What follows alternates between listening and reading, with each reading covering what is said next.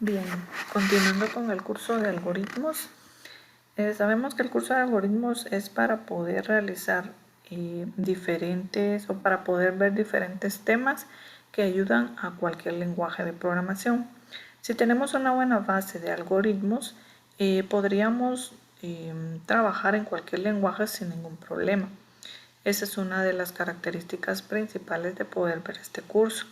Se han visto en los videos anteriores algunos temas básicos que no solo nos van a servir para el curso de C++, sino que también puede servir para cualquier tipo de lenguaje que nosotros queramos aprender. Entre los temas básicos estábamos hablando de ciclos, hablamos de los if, de los switch, por ejemplo, que son las estructuras de decisión. También hablamos de los vectores, de las matrices, y ahora es el momento de hablar de las funciones y los procedimientos. Además de eso tenemos otro tema que son las estructuras. Son puntos muy importantes que van a servir para poder resolver diferentes problemas y ustedes van a saber en qué momento utilizarlos de acuerdo a la teoría y a los ejemplos que se van a dar en este video. Muy bien, tenemos el tema de funciones y procedimientos. Una función y un procedimiento no es lo mismo, tienen sus características principales cada uno, entonces por lo tanto, cuando nosotros utilizamos una función, vamos a saber que las características pertenecen específicamente a esa función y ya vamos a ver cuál es la diferencia principal. También una función o un procedimiento sirve para poder dividir mi programa en subprogramas y de esta forma simplificar más la forma de probar cada una de estas subpartes de un programa global. Si vemos la definición que tenemos de funciones, dice que son bloques de construcción básicos de C++. Aquí menciona que es de C++, pero en realidad las funciones son a nivel general, ¿verdad? Son genéricas, no solo es para un lenguaje, sino que una función yo la puedo utilizar en cualquier lenguaje. Dentro de ellas se da toda la actividad del programa, son las funcionalidades principales de un programa, se pudieran dejar en una función. La diferencia entre una función y un procedimiento es que la función devuelve un valor y el procedimiento no. Cuando estemos ya en el momento de los ejemplos, ahí vamos a ver exactamente a qué se refiere que devuelve un valor y que el procedimiento no devuelve nada. Hay un criterio para crearlas y es una estrategia que se llama divide y vencerás, o como está acá, dividir y conquistar. En otras palabras, se realiza la partición de la tarea en subtareas más fáciles de abordar. Como mencionaba anterior, tenemos un programa global y lo vamos a dividir en subprogramas para poder realizar esta tarea. Todo problema se puede resolver con funciones o sin funciones, pero su uso adecuado hace que el programa sea más eficiente, fácil de leer y probar. No todas las personas tienen eso de utilizar funciones, ¿verdad? No es una buena práctica de programación, tampoco una mala práctica de programación, solo es si nosotros creemos que es conveniente utilizar una función o en todos los programas yo me voy a acostumbrar a utilizar funciones, está bien, se puede hacer, no hay ningún problema. Pero también se puede trabajar sin utilizar funciones. Ustedes deciden en qué momento se van a utilizar. Las funciones tienen sus ventajas y es que facilita el diseño descendente. Por la misma división que se hace, el diseño descendente es bastante fácil de realizar. Los procedimientos dentro de ella se pueden ejecutar varias veces. ¿Cómo ejecuto una función? Solo hago la llamada a la función en cualquier parte del programa y n cantidad de veces. Facilita la división de tareas, por lo mismo que mencionaba, ¿verdad? Vamos a dividir el programa en subprogramas y esto también podemos realizarlo en equipo, cada uno realizando un subprograma.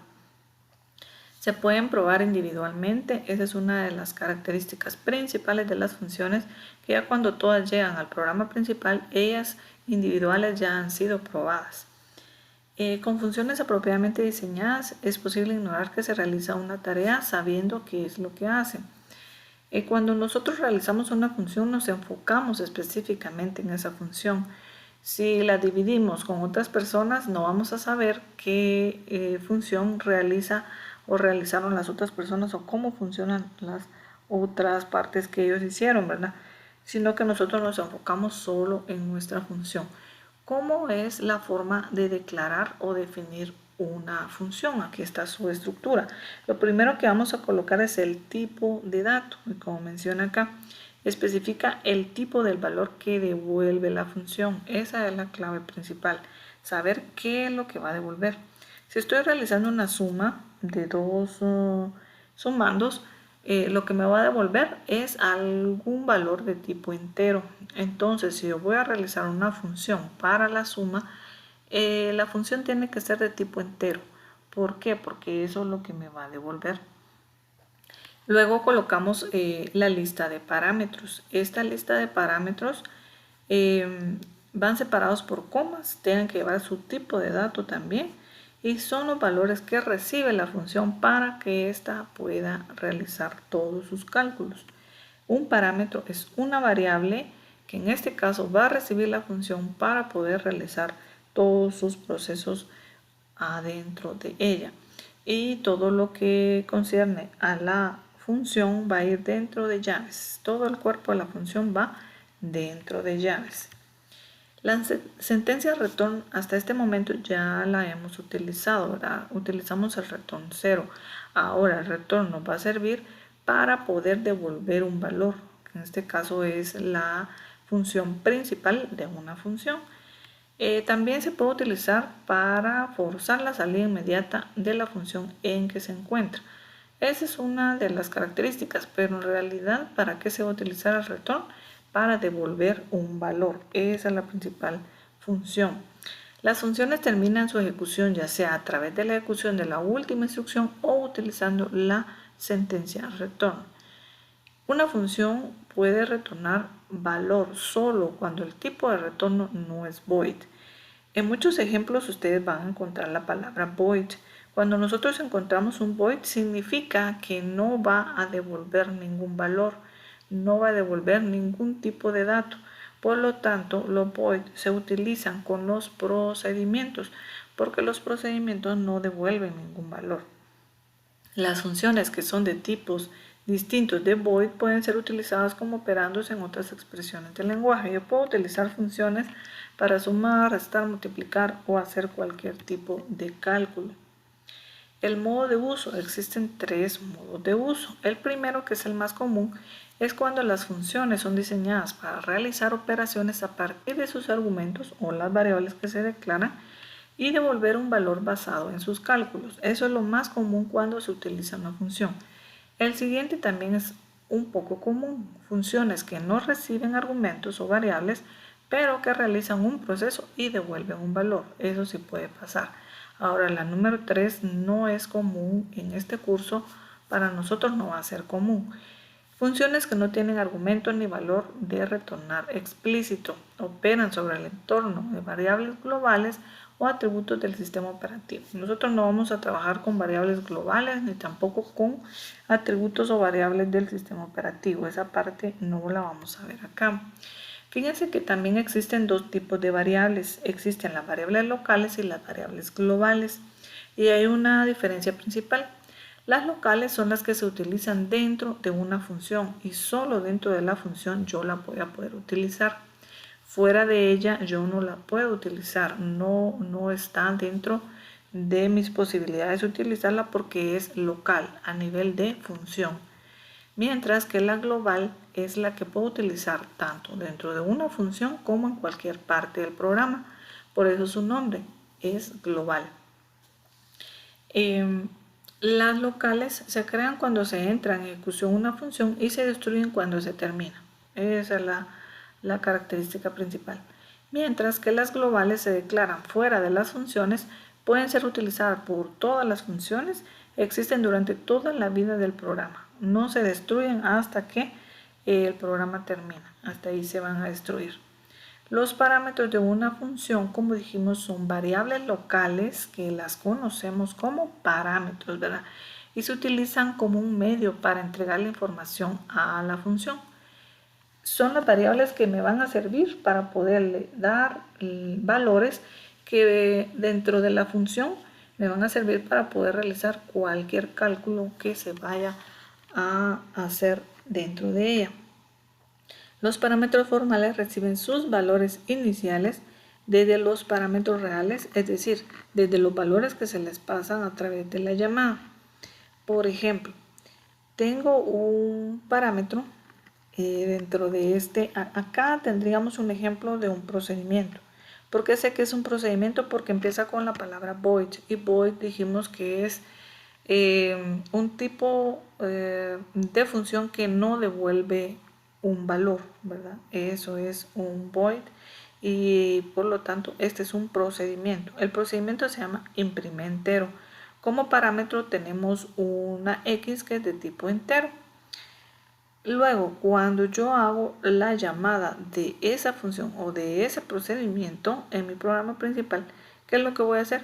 Voy a colocar el nombre de la función o el nombre del procedimiento, en este caso imprime entero, y le voy a agregar un valor a esa x. Por ejemplo, la x yo le estoy agregando el valor de 5. El valor de 5 es mi parámetro real, es decir, el valor que va a tomar esa función para poder ejecutar el cálculo. Mientras que la x es un parámetro formal, solo la declaración nada más dentro de la función. Formal es el nombre de la variable y real es el valor que se le está dando a esa variable. Lo único que va a hacer el procedimiento es imprimir el valor 5, nada más. Hay dos tipos de transferencia de la información, está por valor, está por referencia. Por valor, copia el valor del argumento de la llamada en el parámetro formal de la función. Por lo tanto, los cambios en los parámetros de la función no afectan a las variables que se usan en la llamada. Y es lo que acabamos de hacer. Nosotros tenemos una variable, un parámetro formal que se llama x, y cuando hacemos la llamada la llamamos por valor, es decir que colocamos el 5. Ese 5 hace referencia a el parámetro que acabamos de crear, que es la x, y de esa manera pues se ejecuta la función. Luego tenemos la referencia, se copia la dirección del argumento en el parámetro. Los cambios hechos a los parámetros afectan las variables usadas en la llamada a la función. Esto es cuando, por ejemplo, yo voy a llamar a esa función, pero le voy a colocar o voy a asignarle a otra variable el valor del parámetro que utilicé dentro de la función. Esa es una de las formas de utilizar o de asignarle valores a los parámetros. El más común es el por valor, ¿verdad? Así como lo trabajamos hace un momento. Luego tenemos acá un ejemplo.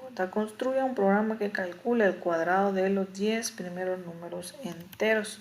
Veamos cómo quedaría el programa. Acá estamos utilizando la librería stdio. Ustedes saben que esa librería no es la más recomendable. Acá deberíamos utilizar la librería iostream, ¿verdad? ¿Cómo se llama acá la función? La función se llama cuadrado. El valor que me va a devolver es de tipo entero, por eso es que inicia con int. Luego tenemos el tipo el nombre de la función y cuántos parámetros tiene esta función. Tiene solo un parámetro y es el que está acá, ¿verdad? La x. Luego, dentro de la función se está creando una variable. Esta variable es la que va a devolver la función y la variable se llama r de tipo entero. ¿Cuál es el cálculo que hace esta función? La función lo que está calculando es el cuadrado de un valor, que en este caso es la x, ¿verdad? El cuadrado de la x va a ser x por x y se lo vamos a asignar a la r. El return dice que va a devolver la r. La r, que es lo que tiene el resultado de x por x. Está bien, ¿verdad? Devuelve el cuadrado del valor que se le está dando al parámetro. En nuestro programa principal, ¿qué es lo que sucede? Vamos a definir dos variables, una que se va a llamar i y otra que se va a llamar resultado. La i la estamos definiendo porque estamos creando un ciclo donde se va a imprimir o se va a realizar 10 veces lo que está dentro de este for. El for lo que está haciendo es calculando un resultado. El resultado se está basando en la función que se llama cuadrado. Llamamos a la función y además de eso le colocamos un valor. En este caso el valor es la i. Esta i está tomando cada vez que da vuelta un valor diferente. La primera vez vale 0, la segunda 1, la tercera 2 y así sucesivamente. El parámetro que se está utilizando acá es un parámetro por referencia, porque no estoy agregando un valor como tal, sino que lo que estoy agregando es una variable que hace referencia a el parámetro x que tengo dentro de mi función. Esa es la tarea principal de esta.